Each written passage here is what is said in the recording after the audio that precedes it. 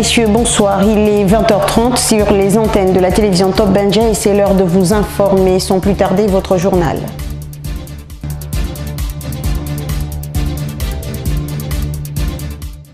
Mesdames, Messieurs, une énième fois, bonsoir. Parlons de politique en ouverture de ce journal. Maître Séraphin Daoré Mbogo, en sa qualité de président du Parti pour le développement et la solidarité sociale, a tenu une réunion de synthèse avec les différents responsables d'arrondissement que compte la ville de Port-Gentil. Il était question de faire le bilan annuel de l'année 2017. On fait le point. Le président du Parti pour le développement et la solidarité sociale, Maître Séraphin Daoré Mbogo, a tenu une réunion de mise au point avec les différents responsables des coordinations d'arrondissement de la ville de Port-Gentil. Celle-ci avait pour but de faire le bilan des activités entamées durant l'année écoulée. Une rencontre qui a vu la participation du secrétaire général Louis Ingongui, des co-coordonnateurs généraux Joël Pono Papé et Hervé Ongwe, ainsi que des différents cadres de la vague orange. Occasion pour Rick Minangdong, co-coordonnateur au premier arrondissement PDS, de faire le point des activités tant sur le plan politique que social. Monsieur le Président, les activités politiques au premier arrondissement, depuis les dernières sorties, se sont déroulées de la manière suivante. Dans le cadre social, le 8 décembre 2017, la coordination du premier arrondissement, les cadres du parti, les structures intégrées, ainsi que les militants, soutenus par la coordination communale, ont assisté les familles des regrettés bâtisseurs Pédi Jean-François, dit Mike, et Mapora Edouard. À cet effet, nous avons déposé 2 gerbes de fleurs et ainsi la remise d'une enveloppe à chaque famille afin de témoigner par ce geste la solidarité légendaire des bâtisseurs. S'agissant du travail sur le terrain initié par le bureau de la coordination d'arrondissement depuis un temps, s'est soldé par l'arrivée de plusieurs militants et a débouché sur la campagne d'installation de plusieurs cellules dans notre espace politique. Les dernières en date furent donc le 10 décembre 2017 à 16h dans la zone de Ngadi, case d'écoute, l'installation de la cellule Obaka. Le 17-12-2017 dans les 17h donc dans la zone dite antenne de Massoukou, installation de 5 cellules, notamment celles Massoukou, les combattants, Mbela, Mbatsi et Victoire. Au cours de cette réunion, Maître Séraphin Daoré Mbogo, en sa qualité de président de cette formation politique, n'a pas manqué de saluer les efforts consentis par certains responsables d'arrondissement, notamment ceux du 2e, en leur donnant quelques conseils. Je sais que vous travaillez bien. Deuxième arrondissement, que dire? Tout va bien. Tout va bien, travaillez bien. Et c'est l'un des arrondissements où nous attendons à la fois un député, un maire et un sénateur. Si vous n'avez pas ça, vous avez échoué. Par rapport à l'importance des ressources que vous avez, à l'expérience, et vous êtes sur le terrain, il faut poursuivre le travail. L'heure est désormais au travail, et ce à compter de ce mois jusqu'aux prochaines élections, à savoir les législatives et les locales. La mairie du premier arrondissement a servi de cadre au lancement officiel des activités socio-éducatives et sportives sous le haut patronage du gouverneur de la province, Patrice Antina. Thème retenu, œuvrant pour bâtir une école citoyenne sans violence, solidaire et conviviale. Reportage. Ce mercredi 17 janvier 2018, s'est ouverte la cérémonie de lancement des activités socio-éducatives et sportives dans le bassin pédagogique de Lego-Maritime, sous le haut patronage du gouverneur de province. Cette rencontre a permis l'installation des bureaux des mutuelles et coopératives scolaires. Thème central, œuvrant pour bâtir une école citoyenne sans violence, solidaire et conviviale. Cette cérémonie a vu la participation du responsable académique provincial et des différents dirigeants d'établissements scolaires et primaires de la place, mais aussi des coopératives scolaires et des élèves de la capitale économique. C'est dans l'optique de cultiver un ensemble de valeurs aux élèves que le directeur d'académie provinciale a pris la parole. Monsieur le gouverneur,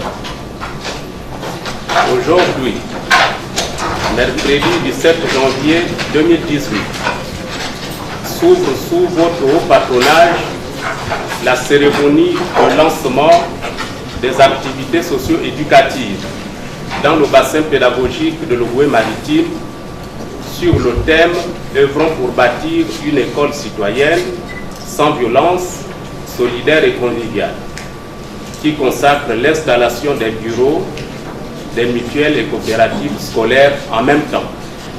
Il s'agit ici de cultiver un ensemble de valeurs chez nos élèves par des activités variées en vue de la construction d'une école gabonaise véritablement citoyenne. Oui, l'éducation à la citoyenneté, monsieur le gouverneur, mesdames et messieurs, reste l'une des thématiques centrales recommandées par l'UNESCO, au même titre que l'éducation interculturelle, l'éducation intégratrice, l'éducation environnementale, l'éducation sexuelle, les MST, le sida. Le gouverneur de la province de Logo-Maritime a interpellé les coordonnateurs des activités socio-éducatives et sportives à jouer efficacement leur rôle dans l'accomplissement de ces activités qui visent l'épanouissement, le dépassement et la réalisation de l'apprenant. C'est aussi le lieu d'oreille que les coordonnateurs des activités socio-éducatives, dont l'action se situe au plan administratif, technique et de la formation, doivent jouer pleinement leur rôle. Sur ce, je déclare commencer les activités socio-éducatives au sein des établissements de notre bassin pédagogique.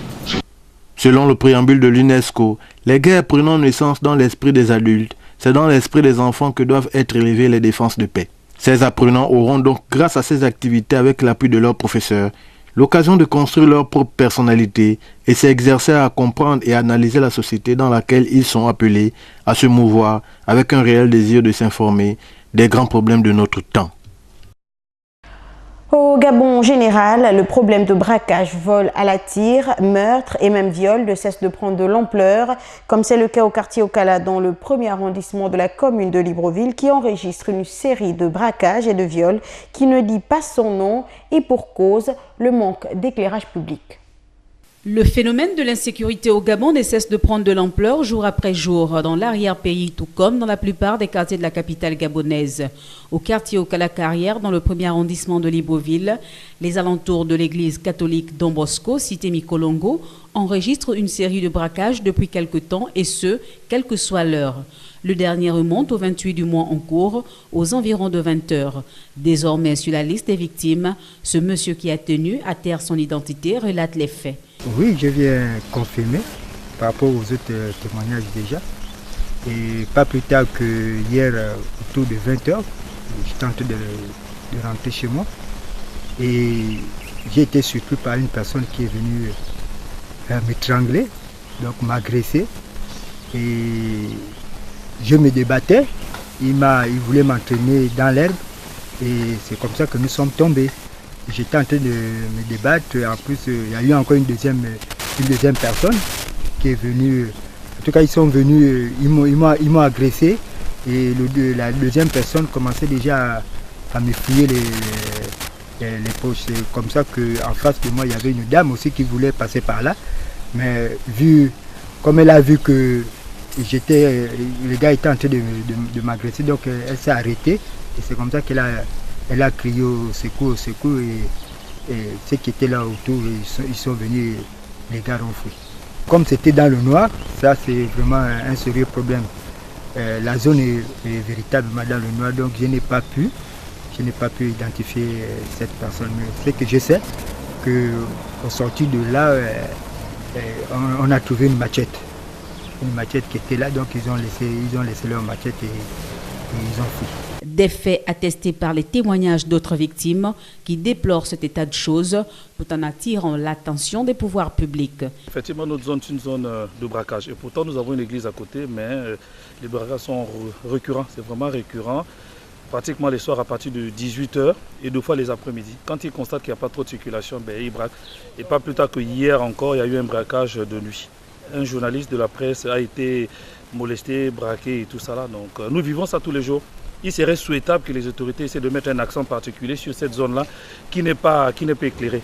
On ne peut pas avoir une église à proximité d'une cité et entre l'église et la cité, c'est le noir absolu. Donc si on pouvait mettre l'éclairage au niveau de ce couloir qui nous sépare de l'église, ce serait l'idéal pour nous. Et c'est ce que nous souhaitons. Vraiment qu'on y pense un tout petit peu. La zone est vraiment dans le noir. La cité n'est pas éclairée. Ma nounou a déjà été victime. Moi-même, j'ai été victime un soir en rentrant. Mais Dieu merci pour moi que je revenais sur le boutiquier, j'avais rien sur moi. Ils ont juste pris le téléphone. C'est tout ce qu'ils ont pris sur moi, mon téléphone. Parce qu'on a vécu beaucoup de braquages ici, dans la journée comme la nuit. Dans la journée, même à partir de 16h, quand tu passes seul, il n'y a personne sur la route. En tout cas, tu es mal barré pour les braquages. La nuit aussi, pareillement, à partir de 18h. Comme c'est dans le noir, et puis les gens de l'église, quand ils sortent à 21h de l'église, ils sont embêtés pour passer ici, il n'y a pas les gens dehors. Les gens dans la cité qui ont été victimes, par exemple le colonel qui dort là, il a été victime 2 fois dans la journée. Ils sont venus casser sa maison, ramasser les choses. Chez moi aussi c'est là. Ça a été pareillement par la nounou qui est partie à la boutique. L'arrivée là, on l'a frappé pour prendre son téléphone et autre chose. Dans l'espoir d'un écho favorable, la présence des agents des forces de police nationales est plus que sollicitée ici. D'un fait à un autre, parlons cette fois-ci des populations du quartier Aveya dans le 2e arrondissement de la commune de Libreville qui rencontrent d'énormes difficultés, entre autres le manque d'eau potable, une situation qui dure depuis plusieurs mois déjà et les oblige à poser des barricades tout au long de la voie. Exaspérés par le manque d'accessibilité en eau potable dans leur quartier depuis plus de 2 mois déjà et de factures d'eau toujours élevées de la Société d'énergie et d'eau du Gabon SEEG, les habitants du quartier Aveya dans le 2e arrondissement de la capitale gabonaise ont décidé de poser des barricades sur la voie publique. Il s'agissait pour ce mouvement d'humeur d'attirer l'attention des autorités afin de s'apercevoir de la façon dont les populations de cet arrondissement s'organisent pour s'alimenter en eau dont elles ont besoin pour vivre. Ça fait 2 mois que nous n'avons pas l'eau. Nous avons des femmes, nous avons des enfants. Là, je viens de perdre ma fille. Il y a les gens qui arrivent chaque soir. Il y a un qui devait se casser le pied dans le WC du village. Comment je fais? Dites-moi, 2 mois sans eau, on fait comment? Voilà pourquoi ce matin, on est obligé de mettre les vieux et les jeunes. Là, c'est parce que beaucoup sont au travail. Mais sinon, dans 2 jours, s'il n'y en a pas, il n'y a aucune voiture qui va rentrer ici. Nous voulons de l'eau. L'eau, c'est la vie. Si nous restons sans de l'eau, nous allons vivre comment? Nous avions des enfants. Nous devons laver les assiettes. Mais regardez nos maisons. Nous n'avions plus de l'eau. Donc nous voulons de l'eau. Nous souffrons. On ne peut pas faire que nous n'avions pas le courant, nous n'avions pas à manger. Nous allons aussi manquer même de l'eau. Plusieurs actions sont mises en exergue par ces populations pour justifier ce fléau qui ne favorise en aucun cas le bon vivre de ces paisibles citoyens, notamment l'impuissance des pouvoirs publics, le manque de volontarisme en matière d'amélioration de vie des populations en milieu urbain. Bien que l'eau soit disponible en grande quantité à travers tout le pays, les Gabonais rencontrent des difficultés d'accès à l'eau potable. L'accès en apparence facile dans la présence de certains compteurs a favorisé la faible implication des autorités publiques dans les actions visant l'accès à l'eau potable. La SEG aurait de ce fait du mal à alimenter en eau potable la ville de Libreville pour des raisons encore inconnues jusqu'à ce jour. La Cour constitutionnelle de la République démocratique du Congo est saisie par plusieurs députés et sénateurs. Un recours déposé pour faire annuler la loi électorale, texte qu'ils jugent contraire à la Constitution. À cet effet, ils indexent notamment les dispositions fixant le seuil de représentativité au niveau national pour les candidats à la députation. Nouvelle contestation de la loi électorale en République démocratique du Congo. C'est désormais à la Cour constitutionnelle de trancher. Avec 68 signatures, des députés et sénateurs ont saisi ce lundi 15 janvier l'instance pour inconstitutionnalité des dispositions de cette nouvelle loi promulguée le 25 décembre 2017 par le chef de l'État Joseph Kabila. Les opposants dénoncent le seuil de représentativité d'au moins 1% qui, selon eux, viole l'article 101 de la Constitution. L'article 101 de la Constitution reconnaît comme catégories qui peuvent se porter candidats des Congolais qui sont dans des partis politiques, mais aussi des Congolais indépendants. Or, les candidats indépendants ne pourront jamais atteindre le seuil requis, étant candidats dans une seule circonscription et pour une seule élection. Les parlementaires dénoncent également le montant de la caution fixé à 1 000 $ par candidat, une somme jugée discriminatoire car il exclut selon les contestataires la plupart des Congolais de la course. Mais pour le gouvernement, ces nouvelles dispositions visent à rationaliser le processus électoral. Maintenant que le Parlement a décidé, ça devient une loi, le président l'a promulguée, Et il n'y a plus que la Cour constitutionnelle qui peut estimer, dans son intime conviction, si cette loi est attentatoire aux dispositions de la Constitution. Mais moi, je pense que non. Je pense que mettre les conditions, ce n'est pas du tout attentatoire, puisque pourquoi est-ce que $250 pour être candidat serait conforme à la Constitution et $1000 serait attentatoire à la Constitution? Mais ça, c'est les juges constitutionnels qui vont voir ce qu'il en est. La révision de la loi électorale votée par le Parlement est le premier acte d'un calendrier qui doit aboutir le 23 décembre 2018 à plusieurs scrutins, dont la présidentielle pour désigner le successeur du chef de l'État Joseph Kabila. Les 9 sages ont 30 jours pour trancher. Et au Bénin, le Conseil d'ordination et de supervision de la liste électorale permanente informatisée n'est toujours pas installé. Le 21 décembre dernier, la Cour constitutionnelle avait pourtant joint le Parlement à nommer ses représentants au sein du COLS, l'EPI, mais 3 semaines après, l'injonction n'a toujours pas été exécutée. Les détails avec nos confrères d'Africa 24. Au Bénin, le Parlement peine à s'exécuter dans le cadre de l'installation du Conseil d'orientation et de supervision de la liste électorale permanente informatisée COS-LEPI. La Cour constitutionnelle du Bénin a enjoint l'Assemblée nationale de désigner au plus tard le 21 décembre 2017 ses représentants au sein du COS-LEPI aux fins de l'installation de cet organe. Près de 3 semaines après l'expiration de l'ultimatum de la haute juridiction, le Parlement n'a pas encore dévoilé ses représentants. Nous faisons les choses en fonction de notre règlement intérieur. Je crois qu'aucun parlementaire, encore moins le président du Parlement, ne s'est opposé à l'application de la décision de la Cour. Le président a déféré cette décision à une commission compétente. On attend le rapport de la commission pour désigner les représentants. Pour de nombreux députés, le Parlement doit donner l'exemple en respectant des décisions des institutions judiciaires du pays. Tel que nous évoluons, c'est un peu comme si dans cette république, finalement, nous aura droit à la parole et à l'action que l'exécutif. Parce que c'est l'exécutif qui a à sa disposition l'administration. C'est l'exécutif qui a les forces publiques à sa disposition. Autrement dit, le pouvoir judiciaire peut même rendre des décisions de justice. Et les gens vont refuser de l'appliquer. L'Assemblée même qui vote des lois, qui viole ses propres lois. Mais vous savez, là c'est de l'anarchie carrément qui s'installe. De nombreux experts estiment que les décisions de la Cour sont exécutoires et s'imposent à toutes les institutions de la République. Un citoyen a d'ailleurs assigné le président de l'Assemblée nationale, Adrien Mbedji, aux fins de le contraindre à exécuter la décision de la Cour avec astreinte de 100 millions de francs CFA par jour de non-exécution de la décision. Quand on regarde justement les résistances qu'on peut observer de temps en temps à l'exécution des décisions de la Cour, on se rend compte que les pères de la Constitution ont vraiment bien fait en donnant autant de pouvoir à la Cour, parce que ils savent très bien comment est-ce que nos acteurs politiques et comment notre société fonctionne. Dans un communiqué en date du 12 janvier 2018, le secrétaire administratif de l'Assemblée nationale a indiqué que le dossier est en cours de traitement conformément au règlement intérieur de l'institution. Rappelons que la loi sur l'installation du COS-LEPI est toujours en vigueur. Cet organe aurait dû être installé le 1er juillet 2017 pour finir son mandat le 31 janvier 2018.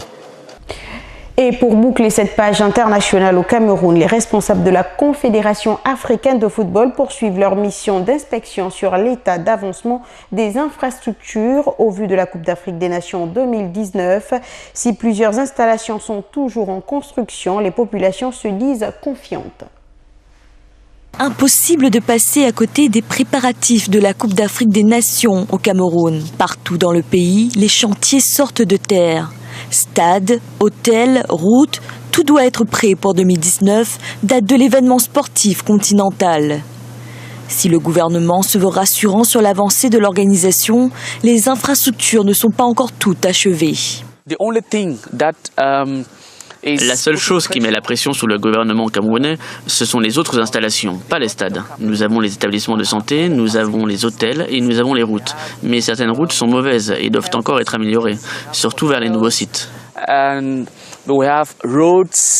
Certains stades, comme le stade Amadou Ahidjo à Yaoundé, ont déjà accueilli des tournois majeurs comme la Coupe féminine d'Afrique des Nations en 2016. Les supporters, nombreux à attendre cet événement incontournable, se montrent d'ailleurs confiants et espèrent le même succès qu'au Gabon. Je suis très confiant et vraiment certain que le Cameroun sera l'hôte. Nous l'avons fait en 2016 lorsque le Cameroun a accueilli la Coupe féminine d'Afrique des Nations. Nous sommes certains que le pays sera prêt. Dans tout juste un an, nous serons prêts. Pour moi, ce serait une surprise si le Cameroun n'héberge pas la CAN, car je connais ce pays. Je connais l'histoire de ce pays. C'est un pays réputé pour ses réussites. Le souvenir de Gabon 2017 est aussi là pour le démontrer. Les responsables de la Confédération africaine de football poursuivent leur mission d'inspection au Cameroun. À Yaoundé et Garoua, les installations hôtelières ont reçu un premier avis positif en attendant que les terrains d'entraînement soient finalisés. Petite note d'information à la fin de cette édition d'information, vous suivrez l'entretien annuel de Maître Séraphin Dao Rembogo, président du CND et président du Parti pour le développement et la solidarité sociale. Sur ce, c'est ainsi que s'achève cette édition d'information. Merci de votre fidélité et bonne suite de nos programmes.